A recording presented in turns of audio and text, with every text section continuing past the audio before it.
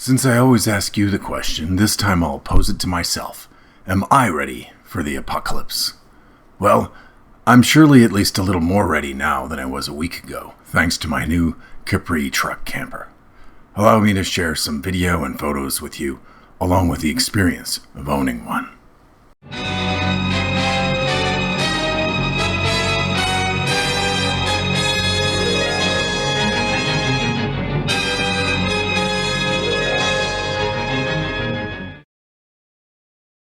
Hello, fellow mutants.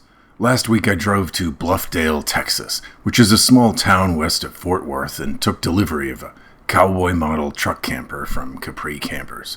I promised a review once I picked it up, so even if you're usually here for my copper, survival, or fiction videos, I hope you find this video entertaining and informative. Now, on with the review. As a quick recap, the Cowboy is Capri Camper's smaller, custom-built camper, which is mostly contained around the truck bed area.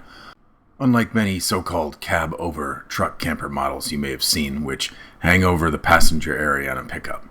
It still strikes a significantly higher profile than a stock pickup truck, but was the right balance of weight and height I wanted, so it could also be used around town without turning my truck into something akin to a Class C RV, but still serve multiple purposes as a mobile office, a place to camp in the great outdoors, or driven out to my land in West Texas or somewhere else if needed as a base camp to survive the apocalypse. It's also a whole heck of a lot cheaper, even custom built and new, than most new RVs and campers on the market today.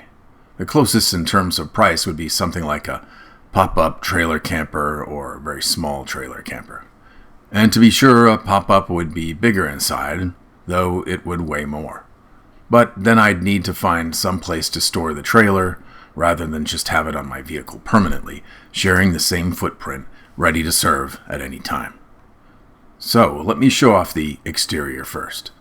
Capri campers are a hard side camper with wood framing and traditional insulation that have used a diamond pattern aluminum exterior since the company's inception 50 years ago. It's a classic style you don't see much on any other truck camper brand. It definitely catches the eye, perhaps even more so on mine due to the flashy chrome in the sides.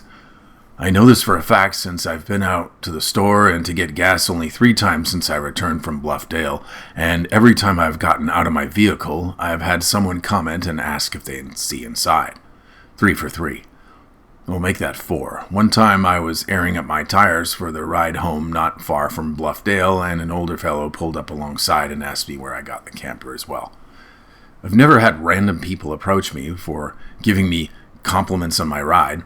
Certainly not every time I get out of my pickup, so I'll admit that was a bit jarring. One of the guys even flagged me down before I could park, shouting that he loved it and wanted to know how much I paid for it. So, at least it strikes people as something worth asking about. My guess is that these days, unlike the days when Chevy or Ford offered truck campers like the Blazer Chalet or camper specials from the factory, you just don't see them that much. So the idea might be fresh and new again to people. Since this is a review, I'm trying to think of a few things I don't like about the exterior, but it's hard to come up with many.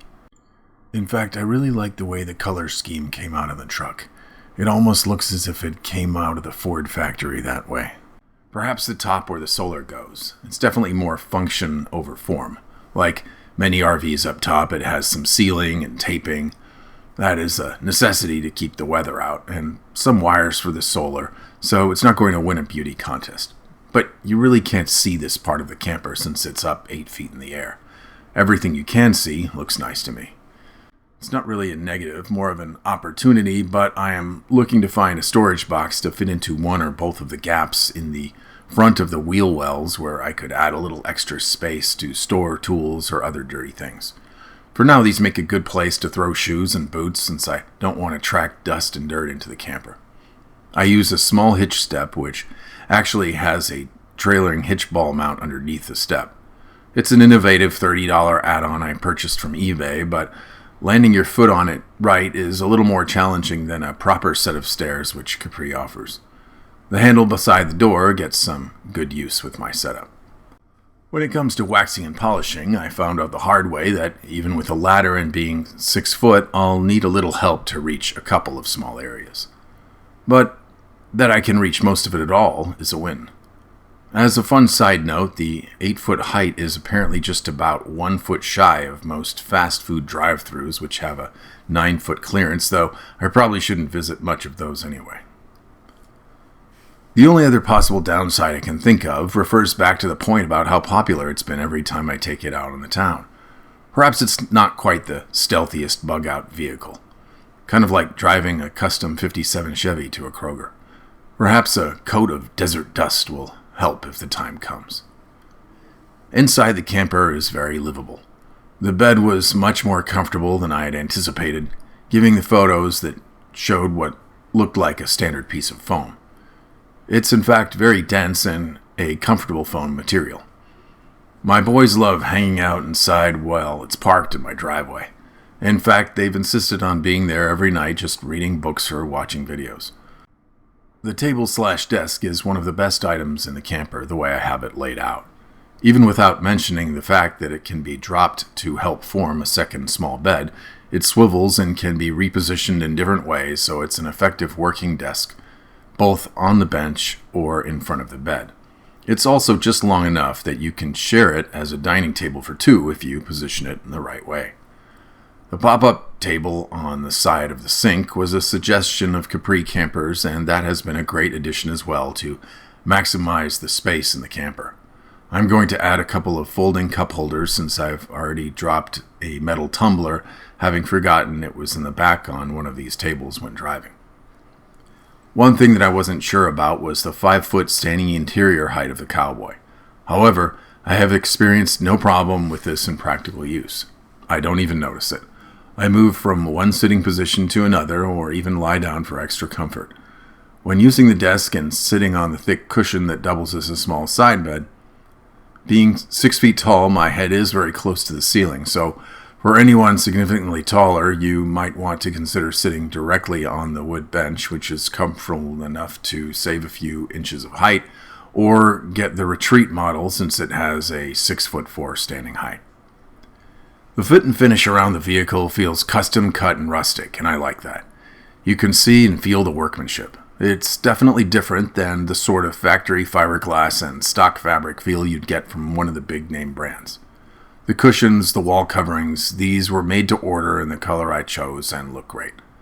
I really have no complaints about the interior functionality of the camper. Due to the solid support of the bedding, I find myself moving the desk over to the bed and working from the bed more than I thought I would.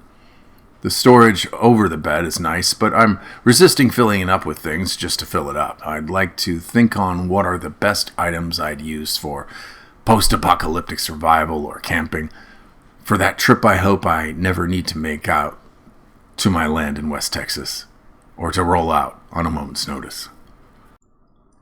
On the technical options side, I'm happy with the options I chose. It's important to note that there are a couple of options that require an electrical hookup, even though I have solar and 2 batteries as optional equipment. These are the AC and the microwave. The power requirement is low, and a standard plug running back to my home works for the air conditioner and the microwave, but it also has a standard RV power connection for the RV park, so Capri gave me an adapter to screw on for a regular plug. On that note, I did pick up a better extension cable since the flimsy one I had for gardening was not up to the task. The AC runs very cold in this small enclosed space, which has been a must in this Texas summer. And the vent fan provides excellent airflow to get the hottest Texas air out while you cool it down. I did need to make a minor modification to avoid having an Arctic blast in my face while working at the desk, which is this vent deflector actually made for a ceiling or floor register. I can't recall which. I had it in my closet after picking it up for $2 on clearance, but finding out it wouldn't fit in the room I wanted to use it in. So now it has a place in my camper, and it works great. It's mounted with some of that 3M Command damage-free hanging tape cut very thin, so it's not even noticeable. The microwave makes excellent popcorn, and the sink works well also. There was actually another AC and heater option I could have gone for on top of the RV, which looks like the standard AC you'd expect, like a large aerodynamic bump, but I chose a window-style AC instead. The AC hangs out from the back of the vehicle, which I thought would serve two functions: to keep the overall vehicle height lower and keep the wind resistance down, but also to allow more space for a solar panel up top, which is limited on the Cowboy model. I think it all worked out well. But the AC sticking out of the back is a bit jarring and sort of a dead giveaway that there is more going on inside this camper than an empty camper shell, if the door and other features didn't already make that clear. The only other thing about this type of AC is that the exposed fins can get dented in hail or just a slight bump, so I have a cover with straps to place over the AC when not in use, especially for my planned trips off-road. The top point of the sink's faucet is very close to the microwave due to my custom setup, but I chose this option when Tyson at Capri Campers asked me for my approval, rather than a low faucet in order to provide more clearance to fill containers with the water produced by the electric water pump. Underneath the sink are just some hoses and some storage space. One nice point I confirmed by removing my extension cable supplying power is that the sink's electric pump works fine off the batteries, so I can have running water out in the middle of nowhere. Well, 10 gallons worth at least, not counting the extra 2 gallons in the Rotopacks outside. Around town, the 3.5 twin turbocharged V6, aka EcoBoost in my F-150, gets about the same fuel economy it did before the camper was installed. But on the hilly ups and downs on the highways driving back home, I definitely saw a hit to fuel economy when I went over 60 miles per hour up an incline, to the tune of about 4 to 5 miles per gallon. I read up on this, and apparently whenever the Ford EcoBoost's boost kicks in, the fuel economy will drop significantly, even without hauling anywhere near its maximum capability, of which my camper is on the low end. On the plus side, I never felt it was at a lack of power. Thankfully, on my next trip out to West Texas to see my land, most of the drive is flat across I-10, though there are some crazy inclines, especially near Junction, Texas. I'm really looking forward to my drive out to the acreage, several hours west, but the next trip we have is in the opposite direction, which will be good for a long-haul shakedown to my in-laws just outside of Atlanta. And if things get crowded while I'm there, I'll have a place to retreat to and work. Just in case anyone was wondering, the weight is well within the specs of the Cooper Discoverer AT3 tires I swapped out the stock tires for, and this 2020 F-150's optional payload package. And while the whole vehicle feels more grounded now, it does not sag or feel too heavy. All in all, I'm very happy with the job Capri Camper did on my truck camper. It's a fun thing to be able to have a little home in the back of your pickup that can be used for a variety of purposes, not the least of which is a bug-out vehicle, of course. If you want to price out a Cowboy like I did, I suggest you head on over to capricamper.com, since customizing the camper is half the fun. Well, that's all I have for today. Until next time, it's Copper Mutant, signing out.